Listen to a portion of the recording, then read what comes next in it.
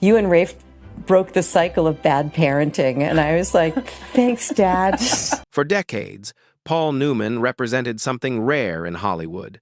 Not just talent, not just beauty, but decency. The blue eyes, the quiet charisma, the marriage that lasted more than half a century. In an industry built on broken homes and public implosions, Paul Newman and Joanne Woodward were held up as proof that love could survive fame. They were the couple people pointed to when they wanted to believe the dream was still real. But families don't live inside photographs. And according to his daughter, Nell Newman, the truth behind that perfect image was far more complicated and far more painful than anyone ever imagined. She waited decades to say anything at all, not because she wanted attention, not because she wanted revenge, but because silence, she realized too late, had already taken enough from her family. A house that looked full and felt empty. Nell Newman grew up in Westport, Connecticut, far from Hollywood sound stages and red carpets. On the surface, her childhood looked privileged and protected. A large house, privacy, famous parents who could give their children anything money could buy, but inside that home, affection was strangely absent. There were no loud arguments, no dramatic fights, just distance, a quiet, persistent emotional gap that children feel long before they can name it. Paul and Joanne rarely touched, rarely held hands, rarely spoke openly in front of their children. The household ran on politeness and routine, not warmth. To outsiders, it looked calm. To a child, it felt cold. Nell later said that even at a young age, she sensed that something about her parents' marriage wasn't real, at least not in the way the world believed it was. It felt like a performance, she once implied. One meant for cameras, not for children. Paul Newman, beloved by the world, distant at home. Paul Newman was adored everywhere he went. Crew members described him as kind. Strangers felt instantly at ease around him. He listened, he joked, he made people feel seen. But at home, he was different. Often absent. When present, emotionally unreachable.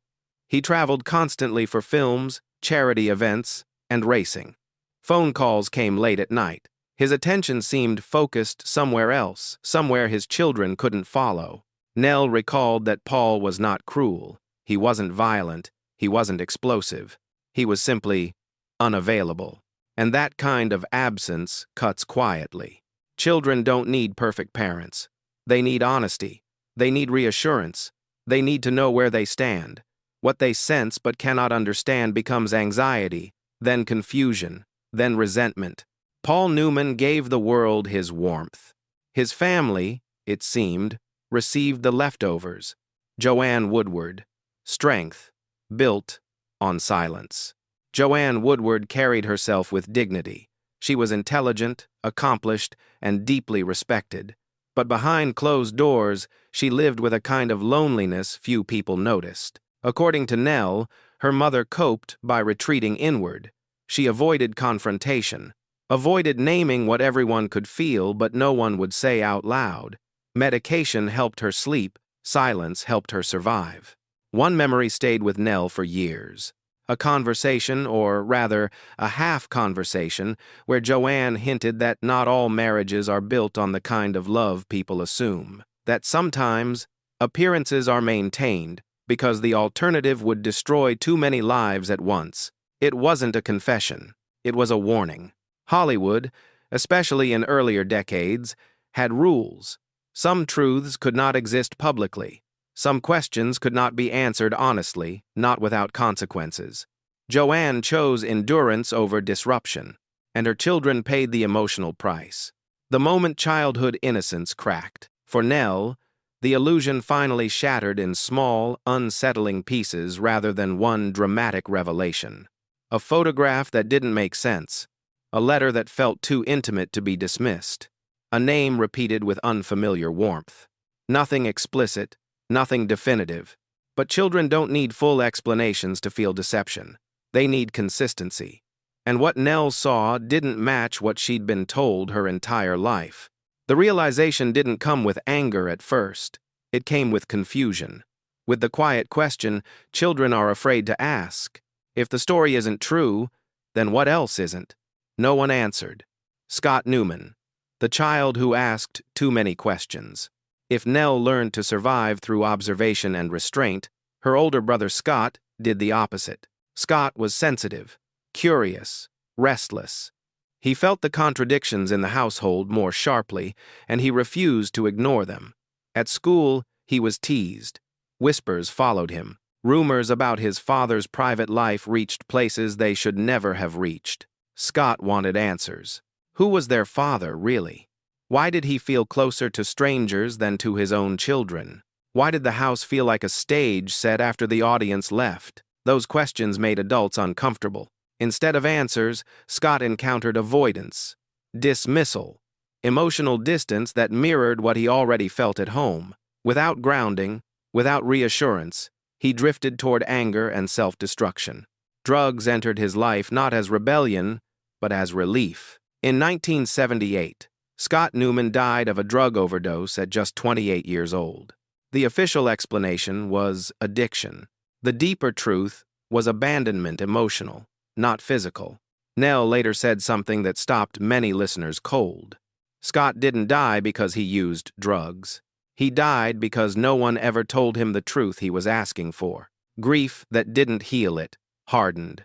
Scott's death should have changed everything. Instead, it deepened the silence. Paul Newman was devastated. He funded addiction programs. He spoke publicly about responsibility and regret. But within the family, the pattern remained. Feelings were not discussed. The past was not examined. Pain was managed, not processed. For Nell, grief became complicated. It wasn't just losing a brother. It was realizing that the family system that failed Scott was still intact, unchanged, unchallenged. The silence that had already cost one life continued. The will that reopened old wounds. When Paul Newman died in 2008, the world mourned a legend. His family received a shock. The will reportedly left much of his estate outside the immediate family, placing it under the control of longtime associates. Certain clauses discouraged challenges, creating fear that speaking up could mean losing everything. For Nell, it felt like the final act of distance. Even in death, clarity was withheld. Trust was conditional. The message was unmistakable. Image mattered more than healing. Some questioned whether Paul was fully aware of what he signed. Others believed it was intentional. The truth remains uncertain. What was certain was the emotional message it sent to his children. Even now, we are not fully trusted with the truth. Why Nell finally spoke. Nell Newman didn't break her silence to destroy her father's legacy. She did it to humanize it. She acknowledged that Paul Newman did great good, that he was generous, principled, and beloved. But she also insisted that none of that erased the damage caused by decades of emotional avoidance. Her message was not accusation. It was warning. Families cannot survive on image alone. Children cannot thrive on silence. And secrets kept, for everyone's protection, often protect no one at all. Paul Newman was not a villain, but he was a man who chose silence when honesty was needed most. And that choice shaped lives in ways no charity or public virtue could undo. The cost of the perfect story.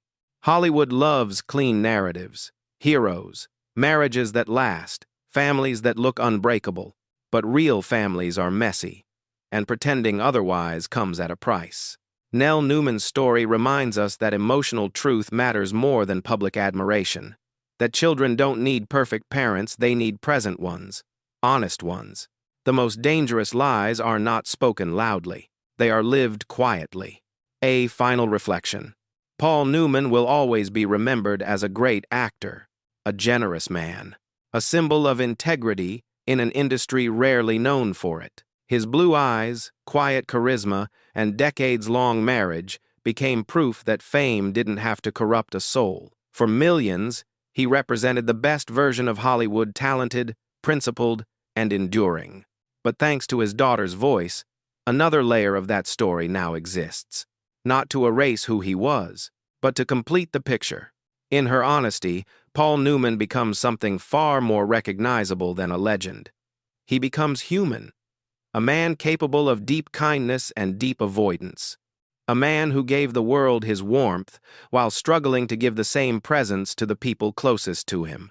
A man who chose silence when honesty felt too dangerous, too complicated, or too costly. And perhaps that silence wasn't born of cruelty but of fear. Fear of disrupting an image, fear of hurting people, fear of facing truths that couldn't be neatly resolved. That doesn't make him a villain, but it does make him real. Because the truth is this: legacies aren't damaged by honesty, they're strengthened by it. When we allow our heroes to be flawed, we don't diminish their greatness, we understand it. We see the cost behind the achievement, the human price behind the perfection. Painful truth doesn't destroy healing, it begins it. Paul Newman's story reminds us that fame can preserve an image, but it cannot repair a family. Silence can protect a reputation, but it often leaves wounds untreated. And children don't need perfect parents, they need present ones, willing to speak even when the words are hard. Perhaps this final chapter isn't a betrayal of Paul Newman's legacy at all. Perhaps it is its final, necessary act. Because only when the full story is told can peace finally exist, not just for history, but for the people who lived inside it. If this story made you see Paul Newman or fame itself from a different perspective, take a moment to reflect. Like this video if you believe history should include emotional truth, not just polished images. Subscribe to the channel for more untold stories behind Hollywood legends. Comment below. Do you think silence can sometimes be more damaging than the truth? We'll continue telling the stories that photographs never could, because behind every legend is a family, and behind every family is a truth waiting to be heard.